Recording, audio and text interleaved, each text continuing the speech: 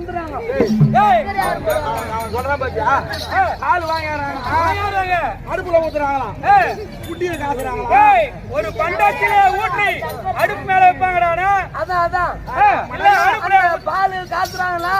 அது புட்டி பால், புட்டி வந்து பால் ஊத்துறாங்களா? உடனே லப்பர் போட்டு வாயில நுந்துறாங்க. யாரு வாங்க? குழந்தை வாயில. அப்படியே அப்படியே அப்புறம் அந்த குழந்தை என்ன வந்து ஒரு 5 வயசு 10 வயசு வரைக்கும் இந்த புட்டி பால் குடிக்குதா?